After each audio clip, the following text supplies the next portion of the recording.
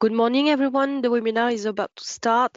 We just wait until 10 to allow all participants who registered to join us. Thank you for your patience.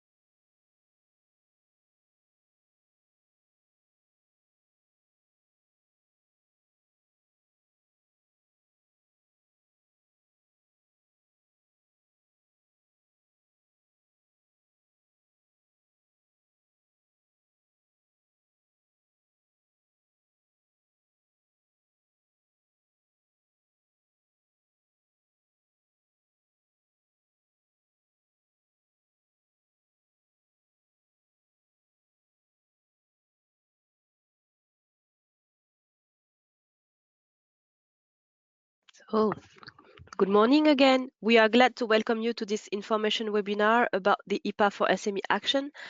My name is Rassami Couturier and I am project manager at Gopacom, a communication agency in Brussels that is partner in the IPA for SME consortium. Today, our webinar presenter will be Marco Graziado from CARSA, which is the IPA for SME consortium leader. Throughout the webinar, you can write your questions in the GoToWebinar question box. All the questions will be addressed at the end of the presentation, so please feel free to use this question box. Regarding your specific questions, these will be followed up individually by email by the IPA for SME Coordination Center. So I wish you a pleasant webinar, and Marco, you have the floor.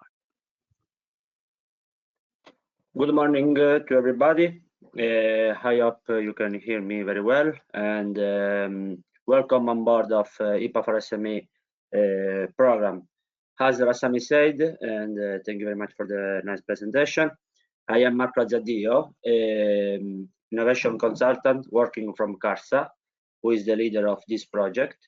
And I am glad to be here today to explain you how to proceed in order to benefit the most from IPA4SME support services in a very easy and efficient way. For today's presentation, I will use the guide for beneficiary that we designed for the cutoff 6, and later on I will use a nice presentation that I prepared for you, in which I collected the most frequently asked questions we received during the first year of the program. And then, as Rassami explained to you, I will take care of all the questions I received from you. So let's go. So before starting, it's really important to emphasize that for all the beneficiaries who have been awarded to receive more than one service, beneficiary is not forced to follow any particular order in completing the service. So if you are a small, medium enterprise that you receive more than one service, please keep in mind that you can benefit from the services in parallel or decide to complete one after the other. The decision is yours, and this is really important, especially for the beneficiary who has received service 1 together along with service 2 or service 3, because a lot of time beneficiary, they think that before to benefit from the two co-financing services, they must complete service 1, but this is not true. Again, also if you are a beneficiary of service 1, you can start to benefit from service 2 or service 3, even if you have not completed yet the pre-diagnostic services. However, my strong recommendation, especially for the beneficiary of the Service 1, is to complete Service 1 before benefiting from Service 2 and Service 3, because one of the, let's say, the purpose of Service 1 is to provide you with important recommendation in order to understand if is advantage for you to in case register your patent application through the European Patent Office. Before to explain you how to benefit, how you have to complete or provide us for benefit from Service 1, 2, and 3, I will explain very basic general information. The first one is the use of EMS, also called the Electronic Submission System. So please keep in mind that all the support services will be managed through this channel. You can access on it by logging into the link that you can find in the guide for beneficiary, and then visiting my project section under the My Area menu, you will find a private space just designed for you as a beneficiary who has been selected within this project, in which you will find general information of the services that you have been awarded. But this is also the place in which you can and you must provide us the documentation for activate the co-financing services. So as you can read in the guide, there is a specific place called Go to Support Documentation, in which clicking on it, you will find two new screens or two new sections. The one is called Support Documentation, that is a place specifically designed for beneficiary to upload only the required documents that support the subsequent reimbursement. This place, again, is important, especially for all the company that has been awarded with Service 2 and Service 3, which are the two co-financing services. But then, along with support documentation, there is a second space called the reimbursement, that is a place that designed for you as a beneficiary to provide the necessary financial information to receive the grant and complete the process. Again, these two spaces, and sorry if I repeat again, but these two spaces are designed especially for the small medium enterprise who has been awarded Service 2 and Service 3. So in the guide you will find also some example of the different screen that you will find on EMS, just to help you to understand how the process works. So I would like to say that during the entire process, beneficiary will be asked to complete a series of survey as a part of your award. As you can see in the following table, there are summarized all the surveys that you have to complete together with the specific time frame. As you can see, we will ask you as beneficiary to answer a series of surveys before and after the completion of your support services. The most important survey that you have to complete, especially when you are selected as a beneficiary, is the IPA4SME self-assessment that has to complete it all the beneficiaries of Service 1, 2, and 3.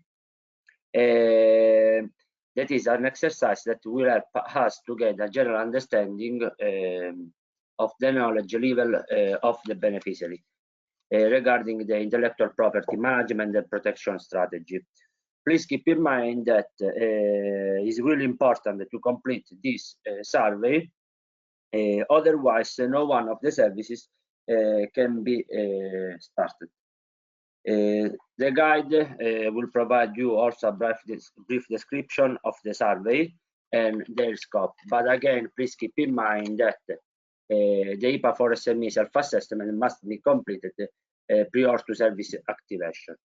However, in case you are a beneficiary of more than 2 support services, please keep in mind that you don't need to complete the services, the survey, as many times as the number of the services that you have received, but it's important only to complete only one time. So we can start now to describe the different services and how to benefit from them. So I will start with the service 1, also named IP pre-diagnostic service. So as you already know, within IPA4SME, we basically offer 3 services. One related to the IP pre-diagnostic,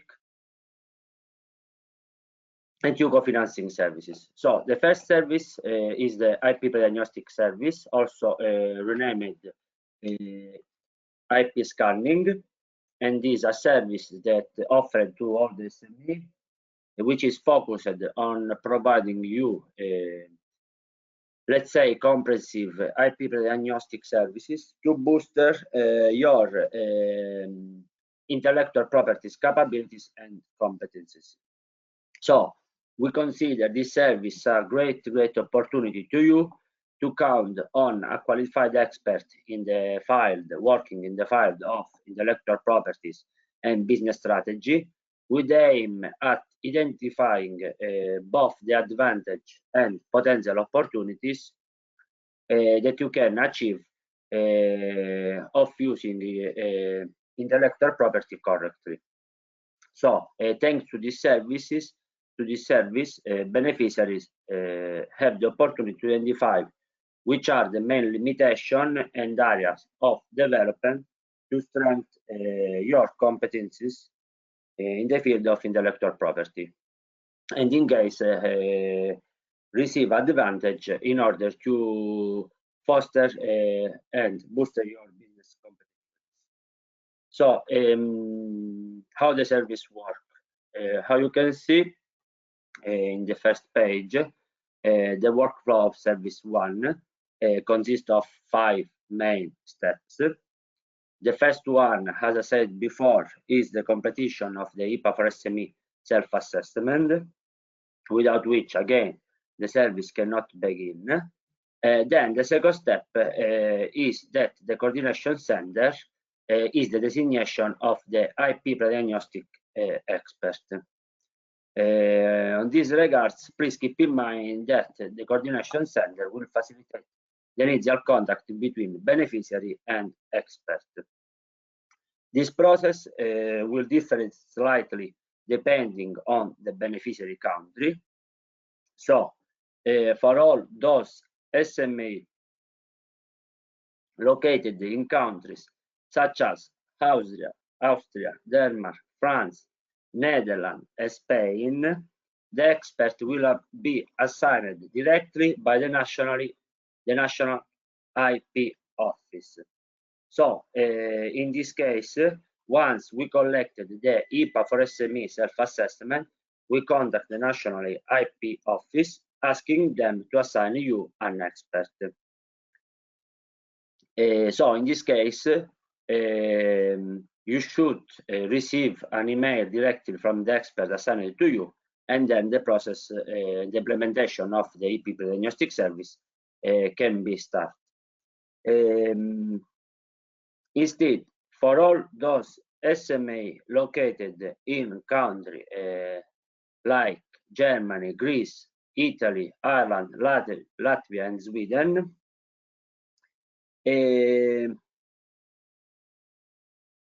we can provide you a list of experts to select from, or in some case, we can provide you directly by sending you an email.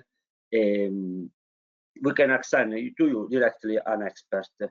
This is happening especially in countries like Sweden and Ireland, that last week they received an email from the coordination center in which we provided you with information about the expert assigned to you.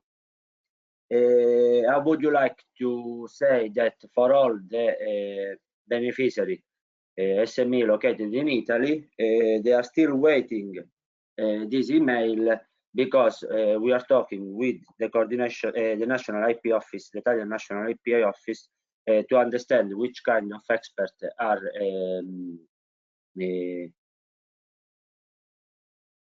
which kind of expert we can assign to you. So please keep in mind that you must wait next week to receive an email from the coordination center with a list or directly with the name of the expert assigned to you.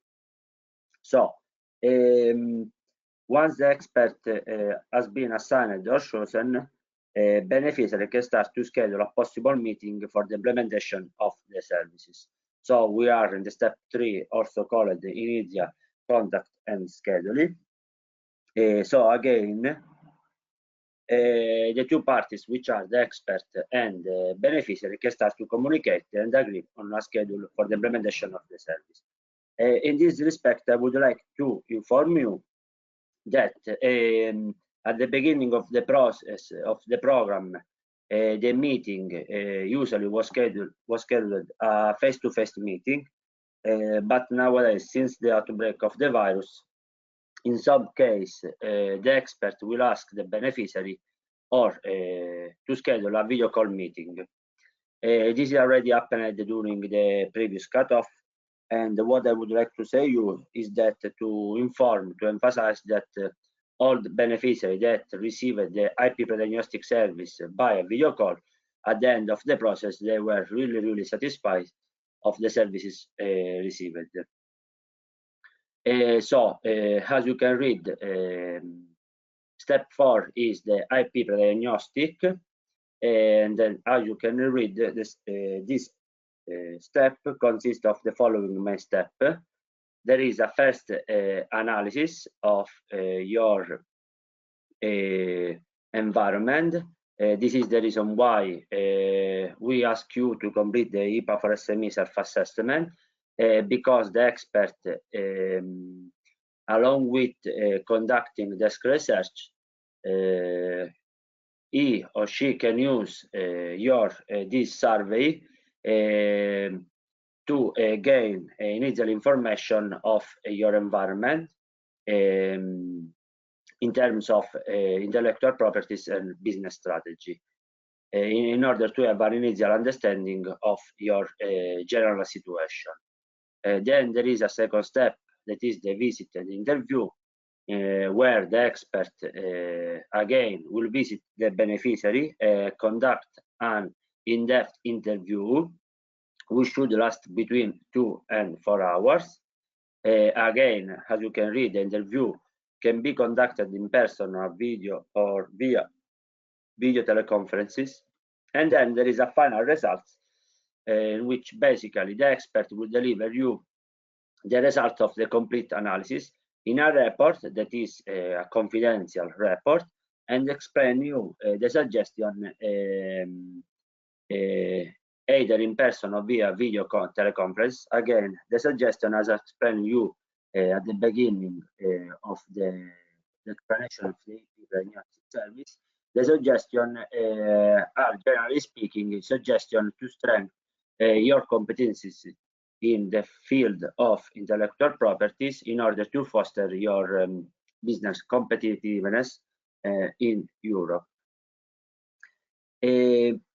So the report that you are going to receive when the service is complete, generally speaking, contain information regarding a clear diagnostic of your businesses in terms of intellectual properties, and a clear overview of opportunities and limitation to foster and booster intellectual property advantage and exploit benefits. Again, I would like to underline that the report that you are going to receive is a confidential report. Please keep in mind that service 1 is totally free of charge, which means that all the costs will be supported by the coordination center. Then please keep in mind that with regard to the meetings, remember that it can take between 2 and 4 hours. So before scheduling a possible meeting, please take care in consideration the timeline to complete the interview, because the expert needs his time or her time to conduct an in-depth interview. And then, really important, please keep in mind that the IP pre-diagnostic service should be completed within 4 months of the date of the communication of the support services award. That for all the beneficiaries of cutoff 7 was the 25 November. So for us, the communication of the support services award is the date when you received an email from the coordination center informing you on the services that you have been awarded.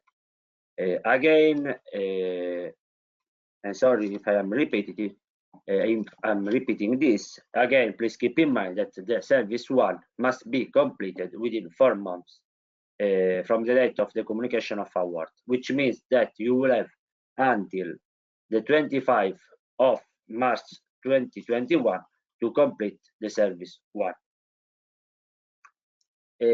So we can move now with the explanation of the due co-financing service. So I will explain first service 2, also renamed partial reimbursement of European Patent Office fees, but sometimes we also call it financial contribution for the cost of EPO fee. So this service is focused on providing you economic support to cover a percentage of the cost to register your patent application through the European Patent Office. So please keep in mind that our support exclusively covers European patent registration process, which for the purpose of the IPA4SME program is defined as filing an application for a patent before the European Patent Office, covering more than 2 European member states. We can consider eligible also PCT patent, which are international patent, being done through the EPO. So again, within Service 2, but also Service 3, we cover, our support exclusively covers European patent registration process, which means that we cannot cover the cost to register a patent application in countries like, for example, Brazil, Argentina, USA, China, and so on. Again, we cover only European patent registration application, which again, in the purpose of the IPA4SME program, means to register a patent which is covering more than 2 European member states. So through this service, beneficiary can receive the 75% of the EPO fee costs, up to a maximum of €2,500 per patent application. Also, please keep in mind that each candidate, small, medium enterprise, can request the co-financing of Service 2 for a maximum of 5 different patent applications. So, how you can benefit of these services? As you can see in this slide, and also in this case, the workflow consists of 5 main steps. First of all, the completion of the IPA4SME self-assessment. That again, if you are not start to benefit from the service. Then there is the second step that I personally consider the most important, which is the activation of the service. Please keep in mind that being awarded with service 2 and service 3 does not mean that the service is activated.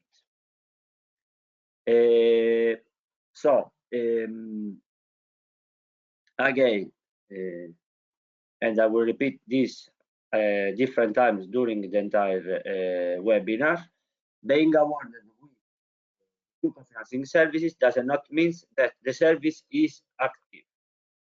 To active a service, beneficiary must provide us within 4 months of the date of the communication of award a valid documentation on the electronic submission system. Valid documentation for us consists of an invoice together with its corresponding proof of payment, which must meet specific requirements that we will be discussing soon. So, why there is this specific time frame in the guide is just because, again, being awarded does not mean that the service is activated. So, as you can see, in this time frame, all the beneficiaries of cutoff 7 received a communication of the award the last 25 of November. From that day, you will have 4 months to activate service 2 or service 3, which means that you will have until the 25th of March 2021 to activate the service 2 or service 3. In case you are not able to provide us valid documentation within the deadline, you will be automatically disqualified. Please keep in mind that being disqualified does not mean that you cannot participate again in your future cutoff call. So, in case, instead, in the case you are able to provide us valid documentation, so in the case you are able to activate the service, when the service is activated, you will receive a first partial reimbursement, but then you will have also the chance to provide us documentation for a second payment request, always linked, associated to the same patent application, and you will have until the end of the program, which is the 31 December 2021, to provide us documentation for a second payment request. So, I will repeat this process again, just to be sure that I will use an example. Let's say that I am the company, grazie a Dio, really interested in participating in this project because I would like to register a patent application, and I would like to benefit from this program because I would like to receive a partial reimbursement of my IPO fee cost. So let's say that grazie a Dio company participated during the cutoff 7. Let's say that the Dio company was selected to receive service 2. So the owner of this company received a communication of award last 25 of November. From this date, the Dio company will have until the 25th of March 2021 to provide to the coordination center of the IPA4SME program an invoice together with the corresponding proof of payment. In case the documentation are valid according to the coordination center, the Dio company is going to receive a first partial reimbursement related to the patent application, but also is going to activate the service, which means that the Dio company will have until the 31 December 2021 to provide the program a second invoice together with a second proof of payment to receive a second payment reimbursement.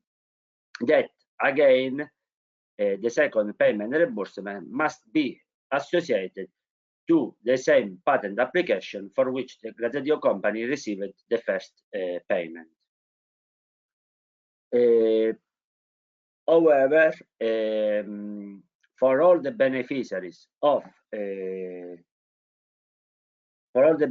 that have been awarded with both Service 2 and Service 3, please keep in mind that we'll offer you what we call the service activation extension, which means that beneficiary will be given an additionally 4 months to activate the Service 2 or 3 if they were able to activate the corresponding Service 3 or 2 support during the deadline. What does mean this? That again, if I am the Grazioso company that has been selected with both Service 2 and Service 3, in case Grazioso company will be able to activate Service 2 within the first deadline, which is the 25 March 2021, the Grazioso company will be automatically receive additionally 4 months to activate the missing service, that in this kind of example is Service 3.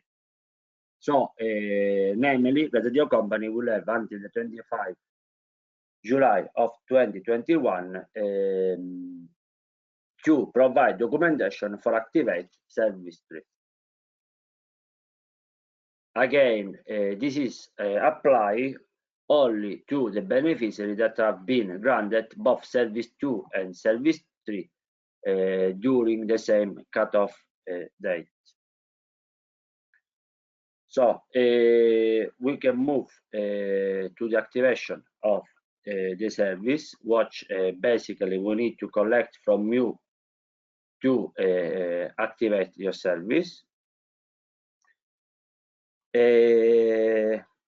So before to explain you how to activate the service, please keep in mind that it has been established that each granted Service 2 will be for a unique European patent application process. In other words, when IPA4SME select an application, this is just for one single European patent. So, in case you are a company that has several patent application processes in the pipeline, if you want to benefit to receive financial reimbursement for all these patents, you must submit several IPA4SME applications, and you can do it during the same cutoff date or in future ones. So, in case, again, the example, I am the Grazioso company that has 2 or let's say 3 different patents, and Grazioso company is interested to receive financial reimbursement for all these 3 European patents, what Grazioso company must do is to submit 3 different applications, 3 different IPA4SME applications, and the Grazioso company can do this during the same cutoff or in future ones. So, for example, as the owner of the Grazioso company, I can submit an application during cutoff call 7, which means that I can receive support only for one single European patent, but maybe during the cutoff call 8, I will submit 2 different applications, which means that in case I will be selected from the coordination center, I will have the opportunity to receive financial reimbursement for 2 different European patents. But again, one application means that you can receive support for only one single European patent. So, how to activate the Service 2? So, as regard to the activation of Service 2, please keep in mind that there can be two possible options. The option A is when the EPO patent registration is made by an IP attorney on behalf of the beneficiary company. In case you decide to contact an IP patent attorney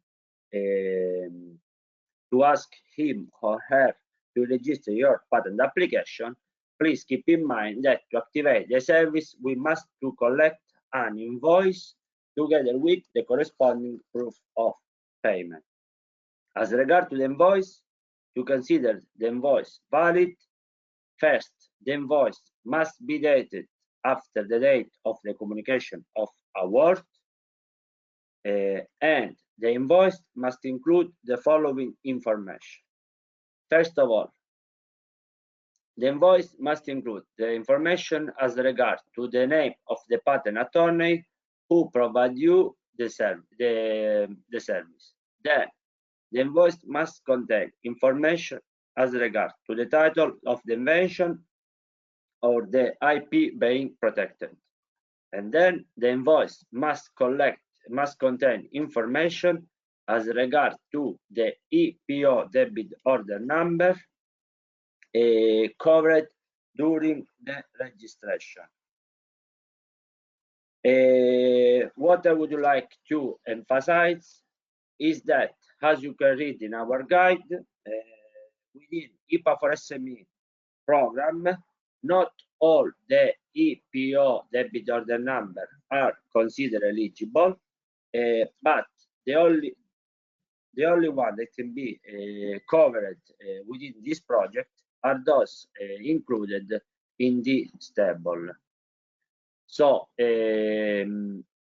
again, you can receive financial support within Service 2 only if during the registration of your patent you are covered one of the following EPO fee costs, which are code 001, that is the filing fee, 002, this fee for European search, 005, that is designation fee, then we have 006 examination fee, 007, which is the fee for grant and printing,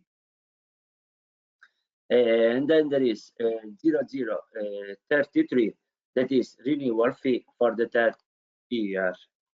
So again, in case you decide to register your patent application benefiting from the service offered by an IP patent attorney, please keep in mind that to activate the service, we must collect an invoice together with the proof of payment. So, as regard to the invoice first must be dated after the date of the communication of the award. Then the invoice must contain information as regard to the name of the patent attorney, the references as regard to the title of the invention, and then the invoice must contain information as regard to the EPO debit order number covered during the registration. Without this information, we cannot validate the invoice. Then, together, as I said, so this is the option 1. Again, please keep in mind that the invoice must contain this information. Instead, as regard to the option B, in case you are a beneficiary that decide to register the patent application by yourself, in this case, what we must collect from you is not an invoice, but we must collect from you the debit order submission confirmation. That is a document, a PDF document that you are going to receive from the EPO once you filling your patent application online. So in this case, again, if you decide to move by yourself, we need to collect from you not an invoice from the patent attorney, but directly the EPO valid debit order submission confirmation. And the EPO debit order submission confirmation can be considered valid if it contains information as regard to the patent application process, which means information as regard to the title of the invention or the IP being protected, and also the debit order must contain information again as regard to the EPO service costs covered during the registration. Also in this case, please keep in mind that we can cover the cost related only to the EPO service code included in table 2. So, as regard to especially to service to option A, which means to register patent application through an IP patent attorney, please keep in mind that you can provide us an invoice also in your national language. It's not a mandatory to translate it in English. We can do by ourselves, but in case you can do, it will be really, really kind for you if you can include in the invoice the following model statement in English, in which is just a statement where you are going to include the most important information about the invoice. This is again not a mandatory, but this statement will facilitate our revision of the documentation. As regard to option B, this is not the case because the EPO always provide you the debit order in English. However, as regard to the beneficiary who decide to register a patent application by themselves, please keep in mind, and this is really important, that be aware to save or print the confirmation immediately after submitting the online debit order in the EPO online filing system, as you will not be able to do this later. However, what I would like to say that in almost all the cases, the beneficiary prefers to ask the professional service of an IP patent attorney to register the patent. So, as I said before, together with the invoice to activate the service 2, we must collect from you also the corresponding proof of payment. This is for both option A or option B. So, beneficiary must provide proof that the IP patent attorney invoice or the debit EPO debit order has been paid before the partial reimbursement can occur. Please keep in mind that we can accept only bank transfer receipts, which clearly indicate who has received the payment, and if the payment is linked to the invoice number or the EPO order number.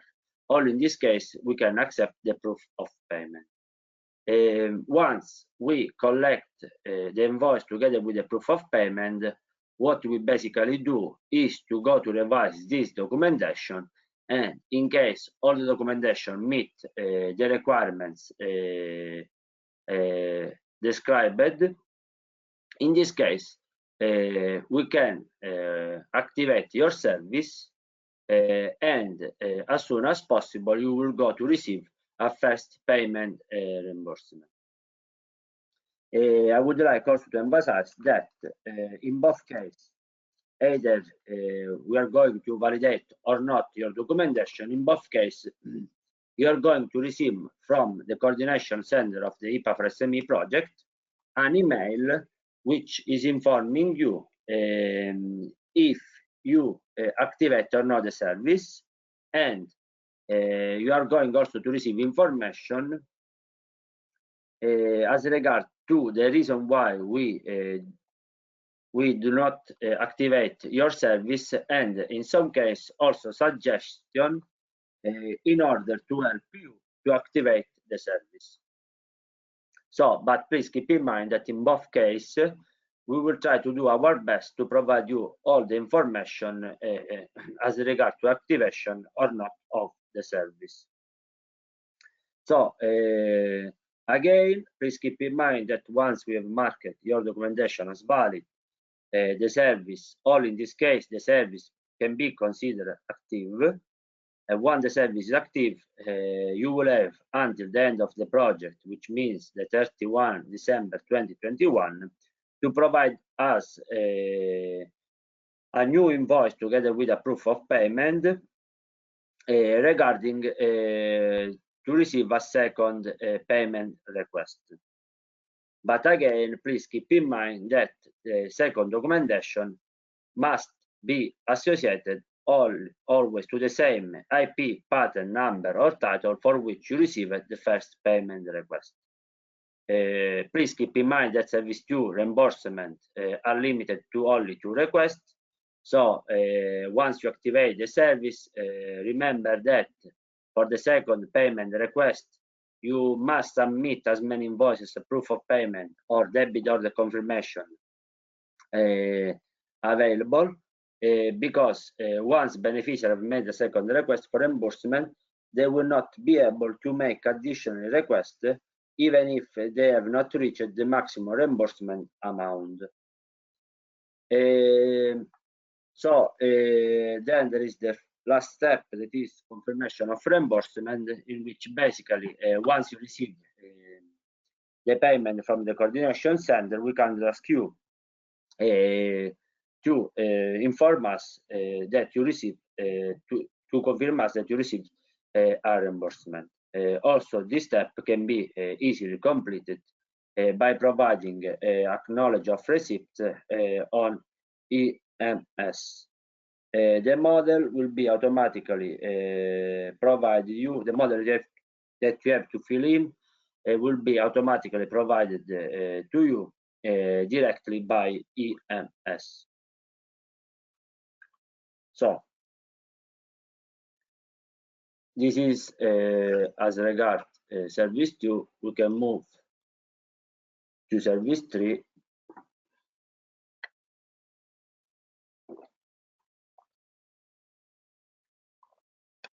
So I think everybody can hear me well. Please answer me, confirm me if the audio is fine. Yes, still fine. Thank you very much. So service 3. Service 3, also called the partial reimbursement of IP patent attorney fee, is a service in which basically we cover the cost for hiring an IP patent attorney, or let's call it professional representative, for the purpose of either the filing or either preparing the filing for a European patent, but we are going to cover the cost for hiring an IP patent attorney even if you decide to discontinue an unneeded idea of patent application. So in the majority of the case, once the beneficiary decides to contact an IP patent attorney or register a patent application, usually in almost all the cases, they go ahead until they do not complete the entire process of registration. So within this service, we are going to cover the 50% of the cost for hiring the patent attorney for filing a European patent application. However, can happen sometimes that the beneficiary, for several reasons, can decide to discontinue the registration process. And if this is your case, please keep in mind that even if you decide to discontinue the registration process, also in this case, we can cover the cost for hiring the patent attorney. So again, sorry if I'm repeating different times, we cover the cost in both cases, either if you decide to filling the European patent process and if you decide to complete the registration process, but we can cover the cost even if you decide to discontinue your initial idea of patent application registration. So within Service 3, this financial support will aim at covering the 50% of the cost incurred up to a maximum of euro 2,000 per single patent application. As regard to Service 3, there are not limits regarding to the number of the European patent process for which you can receive reimbursement. And please keep in mind again that also as regard to the Service 3, our support exclusively covers European patent registration process or international patent, also renamed PCT patent, that for which the registration is done through the European Patent Office. So also in this case, Service 3 consists of 5 main steps. First one is completing the IPA4SME self-assessment. Then there is the activation of the service, where again, also in this case, means to provide us on EMS a valid invoice together the corresponding proof of payment. And then in case you provide us valid documentation, what you are going to receive the reimbursement, and then what we are asking you is to confirm that you receive the reimbursement through acknowledge of receipt that will be automatically delivered to you once the service is activated. So as regard to the Service 3, the time frame is similar to Service 2. I will go to explain again. So also as regard to the Service 3, to the beneficiary of Service 3, please keep in mind that also in this case, you will have 4 months to activate your service, which means that if you are a beneficiary of cutoff 7, you will have until the 25 March 2021 to activate the Service 3, and by providing us valid documentation, and only in the case we activate the service, only in this case you will have until the 31 December 2021 to provide us documentation for receiving a second payment request that again must be associated to the same patent application, title, or invention for which you received the first payment request. In case you will not be able to provide us documentation in time, you will be automatically disqualified. Disqualified does not mean that you cannot reapply again during the next cutoff call. Also in this case, please keep in mind that if you are a beneficiary that has been awarded with both Service 2 and Service 3 from the same cutoff call, only for you there is this service activation extension benefit, in which basically if you are able to activate at least one of the 2 co-financing service together with receive the first payment request, you will also receive additionally 4 months to activate the missing service.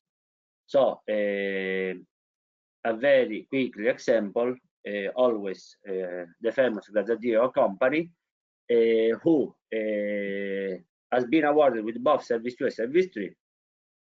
In this case, let's say that as owner, I will be able to activate Service 3 before the 25th of March 2021, but since I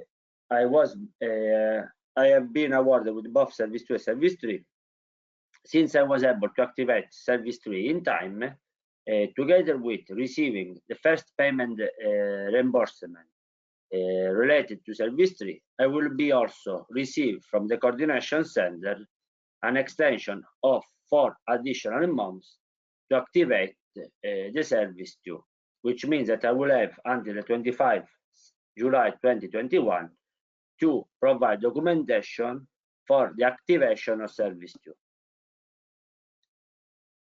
So, how to activate Service 3? In this case, there is only one option because there is only one option, which means that to activate Service 3, what we must collect from you is an invoice together with a proof of payment. Also, in this case, I will repeat, please keep in mind that, again, also for Service 3, each granted Service 3 will be for a unique European patent application.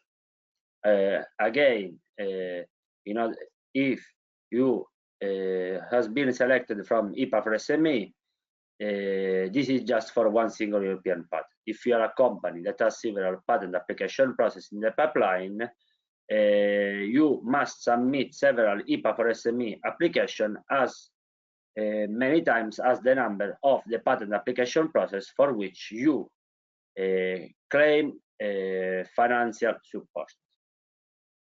So the steps involved in activating and receiving the reimbursement for Service 3 are the following. First of all, IPA4SME self-assessment. I would like to say that I would like to add that please consider that to complete this survey, you must not need more than 5-10 minutes. So my strong advice is to complete it as soon as possible, in order that we can collect it and we can collect it, and in this case you can start to benefit from the services. Then there is the activation of the Service 3. As regard to the activation of Service 3, again, we must collect from you an invoice together with the proof of payment. As regard to the invoice, beneficiary can only be reimbursed once they have one or more valid invoices from an IP patent attorney entitled to act before the EPO, and then is also important that the invoice must be dated after the date of the communication of award. So, as regard to Service 3, please keep in mind that there is one more requirement, that is the one that to validate the invoice can be validated only if the invoice was issued by an IP patent attorney entitled to act before the EPO. To be considered valid Service 3, the invoice must be issued by an IP patent attorney who appears on the EPO list of professional representatives. As you can see in the guide, we included the following link, where you can check if the patent attorney who asked to provide you the professional service is entitled or not to act before the EPO. Please keep in mind that almost the 95% of the attorney company, at least they have one person entitled to act before the EPO. So, in case, my suggestion is that in case the person who is providing you the service is not a patent attorney entitled to act before the IPO, what you can do is to ask to the company directly to provide you just the name of the patent attorney, and you must ask them to include this name in the invoice, because this is the only way to activate the service. Together with this information, again, the invoice to be validated must be issued after the date of the communication of award. Then the invoice surely must contain the name of the patent attorney, otherwise we cannot check if he's entitled or not to act before the IPO. Then the invoice must contain information about the title of the invention or the IP being protected. And then, when possible, the invoice must contain also information about the IPO patent application number. Or, in case you decide to discontinue the patent, the registration, a statement regarding your decision to discontinue the patent application process. I said that when possible, the invoice must contain also information about the IPO patent application process. I say when possible because this number will be provided to you only when you complete the registration of your patent. So in some case, can be that you are still in the process, but you already received an invoice from your patent attorney for which you want to receive the partial reimbursement.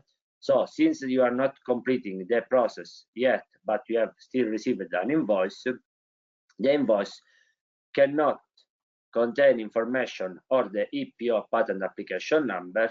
In this case, is not a problem for us. You can provide us just the invoice, even if this information is not included, we can validate it. Also in this case, when it's possible, we kindly ask you to include in the invoice the following statement in English. Again, it's not a mandatory, but it's only a way to facilitate our revision. But again, you are free to provide us invoice in your national language. In this case, we're going to translate it. And again, I would like to say that together with collect the invoice, we must collect also the corresponding proof of payment, which all in this case we can accept only bank transfer receipts, which clearly indicate the name of the beneficiary, the IP patent attorney, and the invoice number. Only if the bank transfer receipts contain this information, only in this case we can accept the proof of payment. Once we provide us with invoice together with the proof of payment, what we are going to do is to check if the documentation meet our requirements. If so, we activate the service. We will send you an email saying you that we activate the service, saying you the amount that you are going to receive, and then again, together with receive first payment reimbursement, you will be also we will also activate your service, which means that you will have until the end of December 2021 and not 2021 to provide us documentation for a second payment request.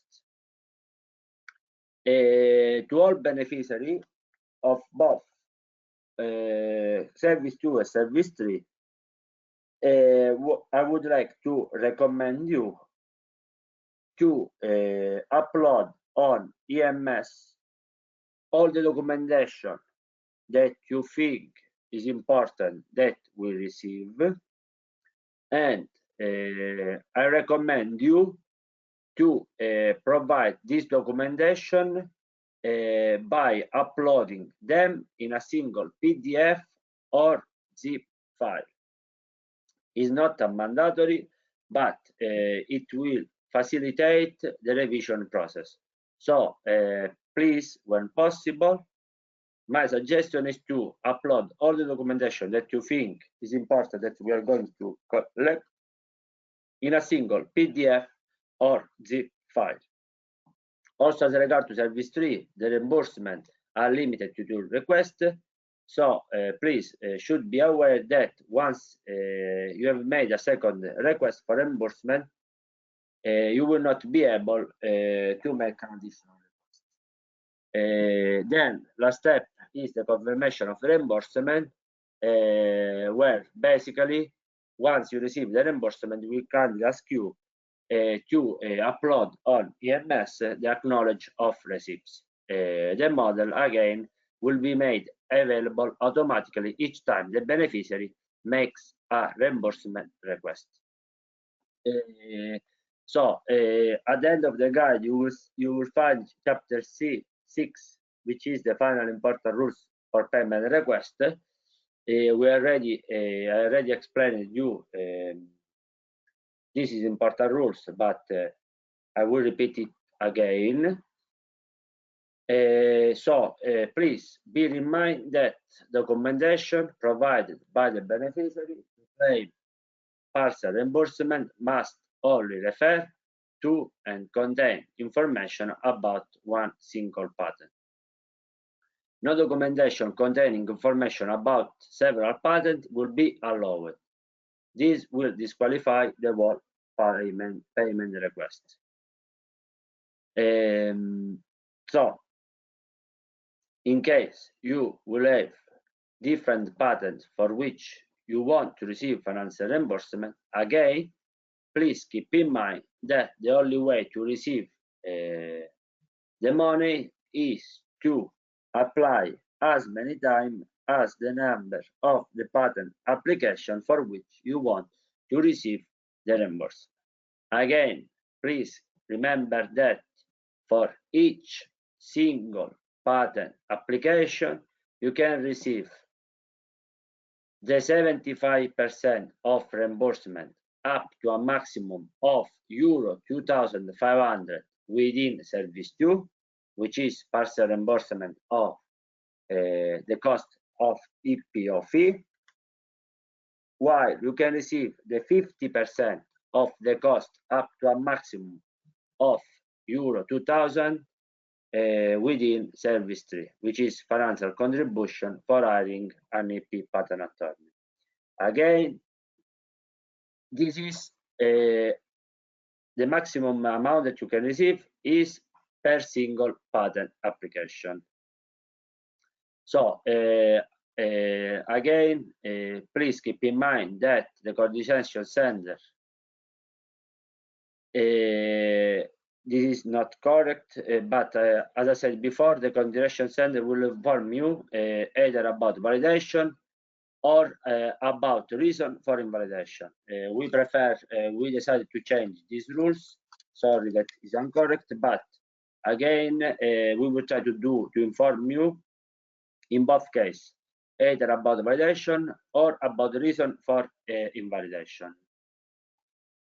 So then, in case you decide to discontinue one or all the support services received, we kindly ask you to inform us to provide us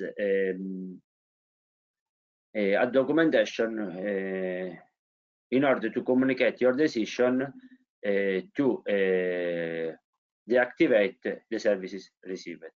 In this case, please keep in mind that in Annex 2, we provide you a support service cancellation letter that you have to fill in, a complete, signed, scanned, and then send to calls@IPA4SME.eu. I completed the guide for beneficiary. As I promised, I'm now going to move with the presentation with the most frequently asked question received. Just give me a time to drink a little bit of water and we will move it.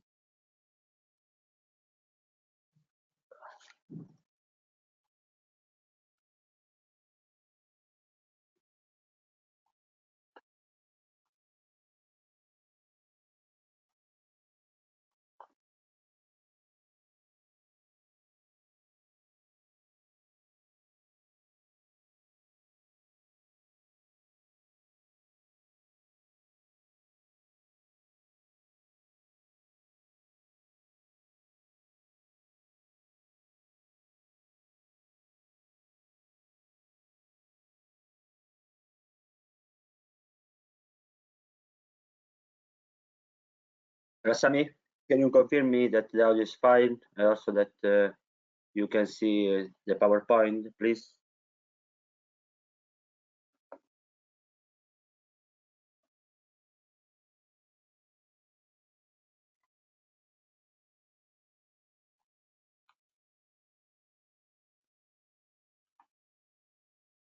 Rasami?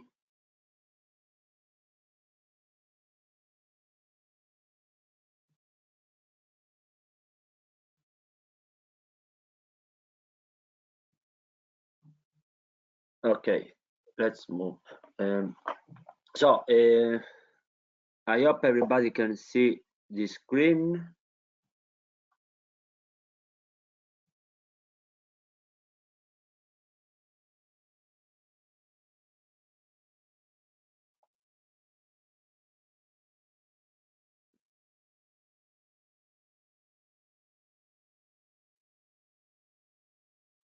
So, okay, let's move.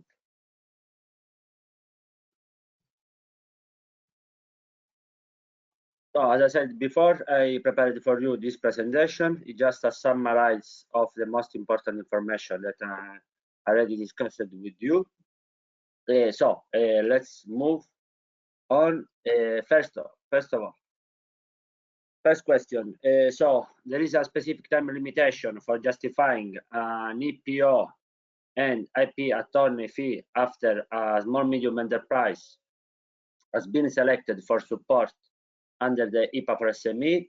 Yes, as we see, there is a specific time frame and deadline that you must respect, especially as regard to service 2 and service 3, but also as regard to service 1.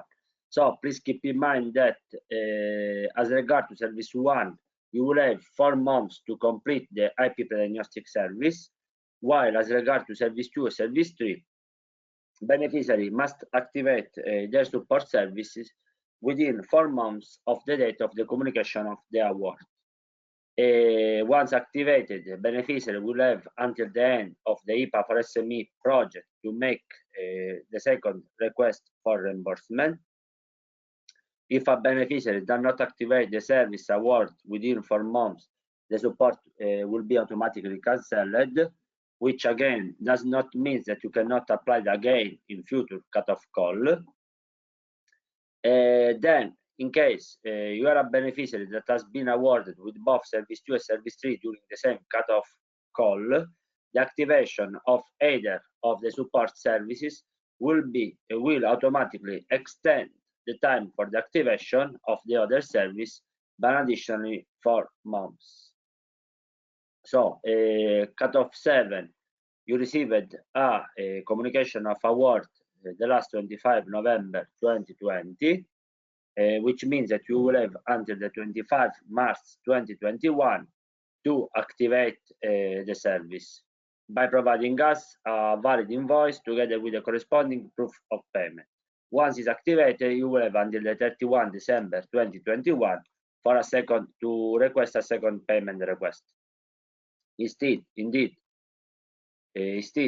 if you are a beneficiary that has been awarded with both service 2 and service 3, in case, for example, you will be able to activate service 2 in time, together with the first payment request, you will also receive 4 additional months to activate the other service, which in the example is service 3.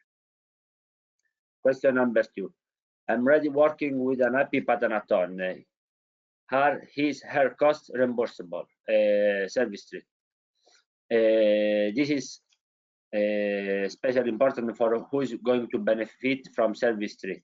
As I explained you before, for IP patent attorney fee to be reimbursed, the person issuing the invoice must be a professional entitled to act before the IPO, who has been hired by the small-medium enterprise for the purpose or preparing the filing of a European patent or at least a PCT patent international being done through the IPO.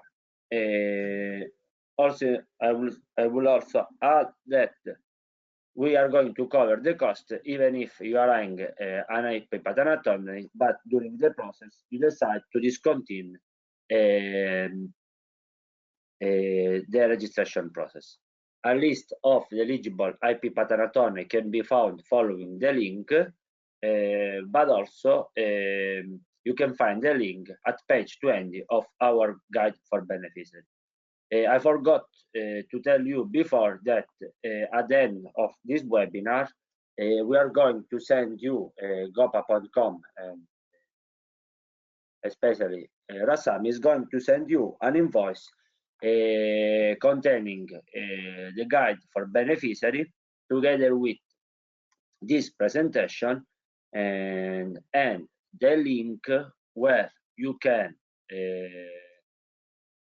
hear again the presentation. Question number 3. Are all types of patent eligible to be subject of IPA4SME support? No, as I said you before, our support exclusively covers European patent process, which for the purpose of the IPA4SME is defined as filing covering more than 2 European member states. Therefore, no cost for IP protection in countries like China, USA, Brazil, so on will be covered.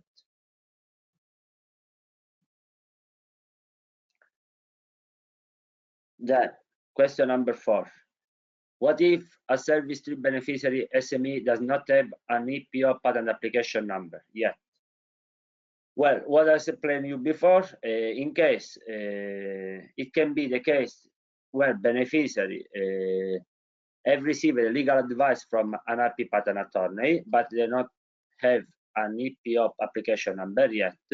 In this case, to qualify the reimbursement, information regarding the name of the patent attorney, the patent application process will be enough for us.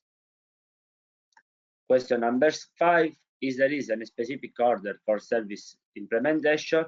In other words, if I awarded with service 1, service 2, and or service 3, do small medium enterprise have to wait until the end of the EP pre-diagnostic is finished to start benefiting from partial reimbursement? The answer is not. There is not a mandatory order for the implementation of the services. SME do not have to wait until the end of the pre-diagnostic to start benefiting from the 2 co-financing service. Also, if you are a beneficiary of only service 2 and service 3, please keep in mind that you are not forced to follow, you are not obligated to complete service 2 before benefiting of service 3. Let's say that in the majority of the cases, it's more easy to activate service 3 before benefiting of service 2. But again, you can complete service 3 even if you did not complete service 2 or service 1. Again, you can do it in parallel or one by one. The decision is yours. However, as I said at the beginning of this webinar, especially for who is benefiting of service 1, my strong recommendation is to plan a meeting with the assigned or choose an expert as soon as possible, because the purpose of the service 1 is to provide you all the information regarding opportunities and limitations to foster benefit of the intellectual properties, and this kind of information may be really useful for you to complete or to decide to move towards the competition of service 2 and service 3. Question number 6, what is service activation? As I said different times, service activation means that being awarded with service 2 and service 3 does not mean that the service is active. And to activate the service, you must upload on EMS valid documentation. Valid documentation consists of an invoice together with the corresponding proof of payment. Both documents must meet all the requirements included in the guide for beneficiary. Question number 7. Where the guide for beneficiary can be found? I will skip this question because, again, we are going to send you an email at the end of the webinar, which is including the guide for beneficiary. But the only information I would like to say is that I really strong recommend you to carefully read the guide for beneficiary before starting to benefit from the different support services. Question number 8, is VAT subject for reimbursement? This is especially regarding for who is benefiting of service 3, that the VAT costs are not taken into account for the reimbursement calculation.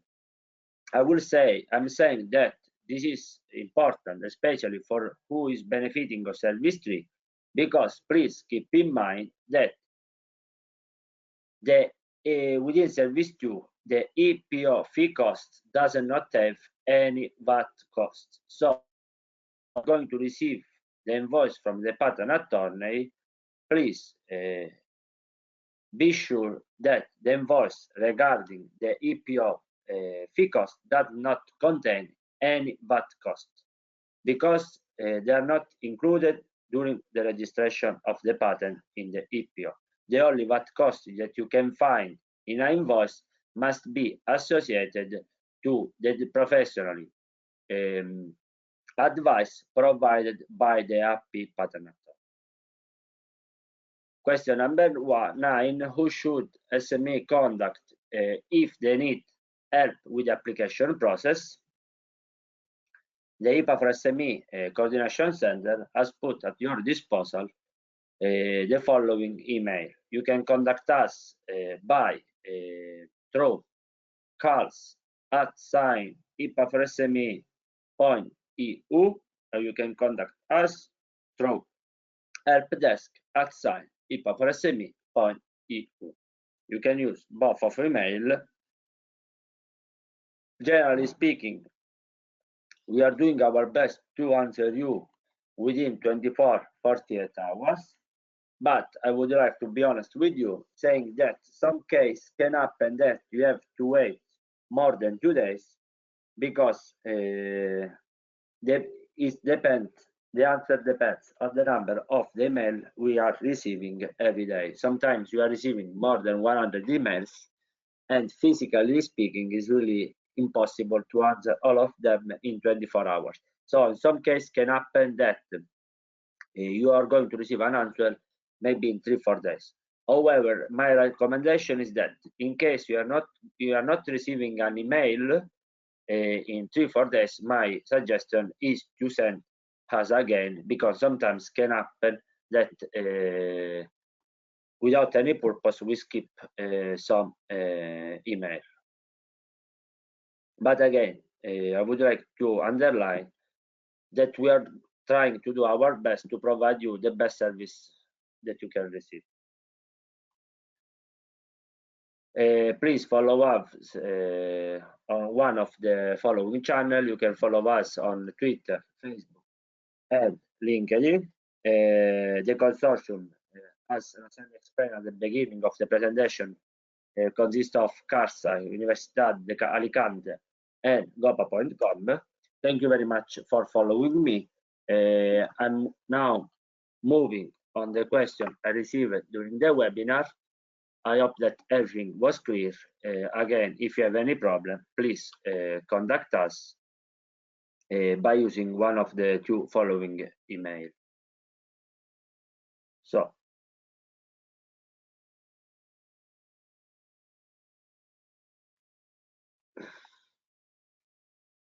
As regard to the question I received, I will try to answer all of them during this webinar, but can happen that in some case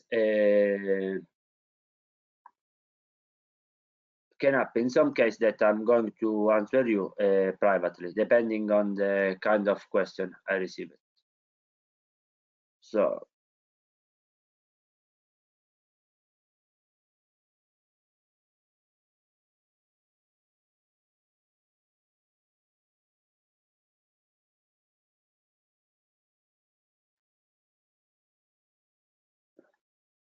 for example, from the question from Miss or Mrs. Benson, I will answer you later on by email, because it's quite long, the question, but I will answer you by email later on.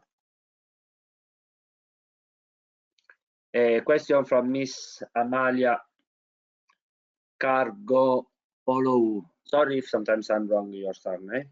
You can do the same with me, my surname, so don't worry. But again, sorry. She asking me, can you send us the guide for beneficiary by mail? Unfortunately, the sound is breaking all the time. I'm sorry for the problem that you have to hear me. Again, Mr. Amalia, sorry, apologize for the sound. But as regard to the guide, at the end of the workshop, the webinar, Rasami and gopapa.com is going to send you an email containing the guide for beneficiary, containing the presentation I used during this webinar, and also general information of the support services.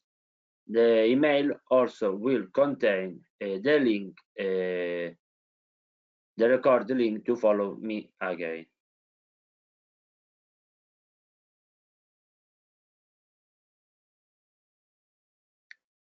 Question as regard to Mr. Jaime Paolo Fuster. How long will be the delay from the payment to your reimbursement? I would say it strongly depends on the number of the documentation we are receiving. What is happening is that since the outbreak of the virus, different companies had problems to complete the services within the deadline, so we tried to help them extending the deadline for providing us documentation, which means that in this moment we are working with 3 different cutoff calls, which means that we are receiving documentation from a lot of companies. Sometimes can happen that we are not able to revise the documentation immediately, and but what I can tell you is that once we revise the documentation, once the beneficiary receives the mail by the coordination center informing him or her that we validated or not the documentation, once you receive this email, usually you must wait 1 month to receive the payment. Sometimes can happen that the payment has some delaying because many beneficiary does not provide us the financial information, and without this financial information we will not know where send the money. But again, we always try to send the money, the reimbursement within 1 month. Question from again from Miss Amalia. You mentioned that service 1 is totally free of charge. Please confirm. I confirm that service 1 is totally free of charge. All the costs related to service 1 are covered by the coordination center. This is also one of the reasons to complete service 1, you can do it only through one of the experts assigned or chosen by you, because we have an agreement with them about the cost of completing the service 1. So this is one of the reasons why you can complete the service EP pre-diagnostic only with one of the experts assigned or chosen by you, because the total cost will be covered by us as coordination center. Again, a question from Ms. Amalia. If a company has already complete the EP pre-diagnostic, can go directly to service 2? Yes. As I said, different time. You are not forced to complete service 1 before benefiting from service 2 and or service 3. You are free to complete service 2 before service 3 or before service 1. You are also free to complete, for example, service 3, even if you are not benefit yet from service 1 and service 2. You can complete all the services in parallel or one by one. It's free of you.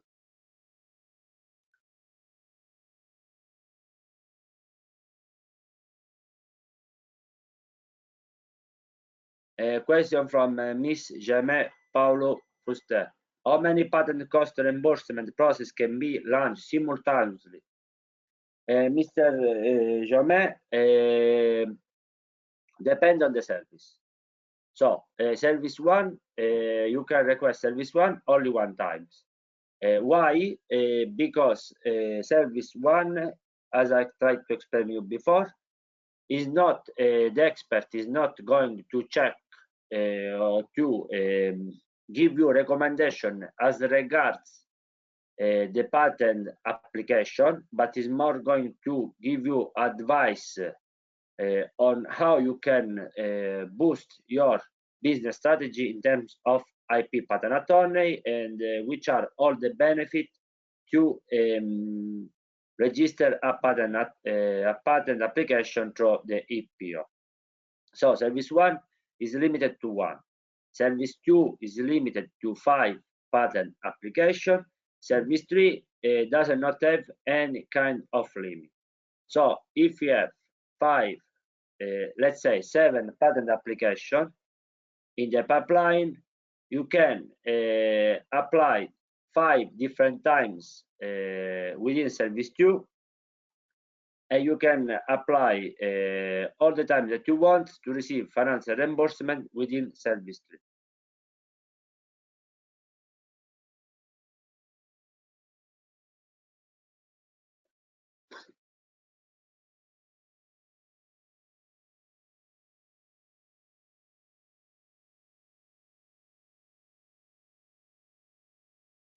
Okay, a question from Miss Arcadius Yeyok.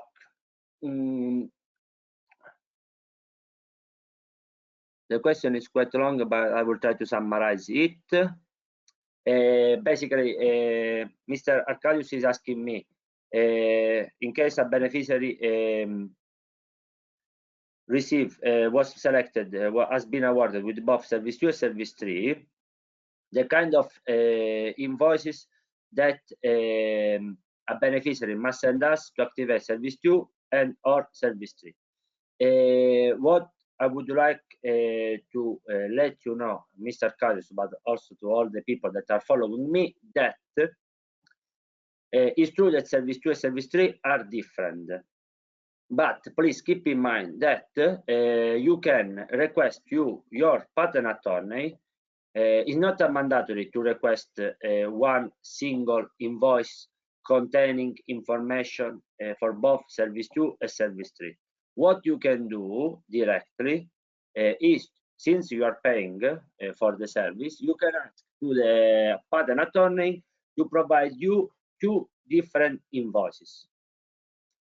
One invoice must contain the cost that usually the attorney call professional legal costs. Professional legal costs are the costs associated to the services provided by the patent attorney. So, an invoice containing professional legal costs must be useful for activating service 3. Then, together with this invoice, you can ask a second invoice which must contain information or costs that the attorney usually call official fee costs. Official fee costs are the costs associated to the IPO fee. So this invoice containing the official fee cost is an invoice that you can be used to activate service 2. So again, what I'm suggesting you as beneficiary is that to ask two separate invoice, one regarding service 2 for the activation of service 2 and one regarding the activation of service 3. This is my recommendation. Again, bear in mind that there are you can easily ask different invoice to your patent attorney. At the end of the day, you are paying him or her, so she or he must provide you different invoice if you are requesting. And again, please keep in mind that there are two different costs. One is called professional cost, that is the cost associated to the patent, to the legal advice provided by the patent attorney. So, for example, a professional cost can be the cost regarding the preliminary study of your patent, for example, or maybe can be the cost for the call that you are having with the patent attorney, or maybe the cost relating to the call that the patent attorney is having with the IPO office. Another kind of professional cost can be the cost of translating all the documentation. These are professional costs, and there are again the costs regarding the professional, the legal advice, the support provided by the patent attorney. Together with the professional cost, there are a second category of cost that is called official fee cost. Official fee costs are the costs associated to the registration of the patent. So in case of IPO, register a patent through the IPO, this cost, for example, can be a cost regarding filling online the patent, a cost regarding examination fee, cost regarding designation fee. All these costs can be clustered behind official fee cost. So you can ask two different invoices. One regarding professional cost, which is an invoice that you must collect for the activation of service 3, together with an invoice containing official fee cost, that is an invoice that you can use to activate service 2. This is my recommendation. Again, can happen also that maybe the registration process is really fast. So maybe you are going to receive only one invoice containing both professional cost and official cost. In this case, what you have to do is to upload the same invoice below service 2 and below service 3 space.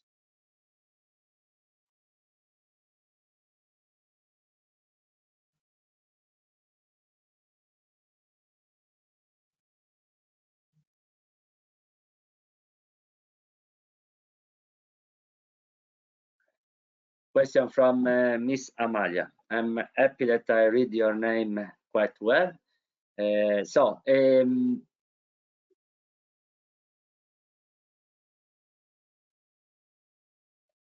She's asking me if the company is not registered in the countries mentioned on the email. What is the cost for service 1? It's hard to answer you. It really depends on the country where your company is located, it's really hard to tell you the costs. Again, depend on the country, because what I can tell you that depends also on the kind of agreement that we were able to find with the countries. I can tell you that usually the costs vary from 1,200 euro to 1,500 euro. This is usually the cost that we are paying to each expert. But again, depends on the country. And I'm sorry, I cannot. I'm not able to give you this information. You can. What I can suggest you is to contact. What I can suggest you, sure, is that you can contact the national, your national IP office, because usually are the main person who can provide you this kind of information.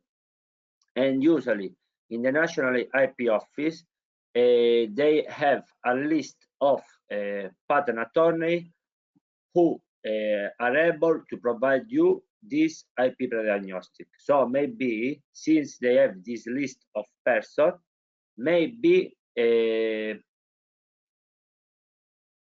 will provide you also information about the cost of the IP pre-diagnostic. Maybe, I'm not sure, there is a kind of fixed cost.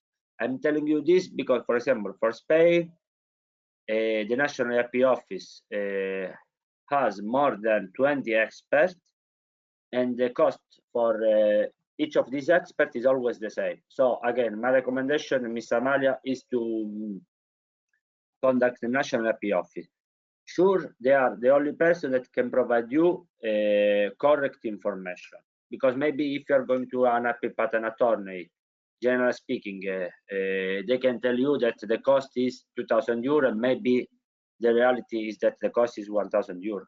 So again, my recommendation is to contact the National IP Office. Sure, they can give you good information, and again, maybe they have directly a list of patent attorney with fixed costs, and maybe you will find directly by thanks to them who is the expert closest to your city that can be the perfect one to provide you the service. I think this was the last question. Again, thank you very much to follow me. It was a really pleasure, and welcome again on board of this project. In case you have some doubts, please send us an email at call@IPA4SME.eu or helpdesk@IPA4SME.eu. Thank you very much. Again, at the end of the webinar, between today or tomorrow, gopa.com will send you the guide for beneficiary together with the presentation and a link to follow me again. It was a really pleasure. I take also this chance to wish you a very happy Christmas. I know that the period is not an easy one, but we will be strong. And again, thank you very much. Keep it safe, and see you all soon. Bye.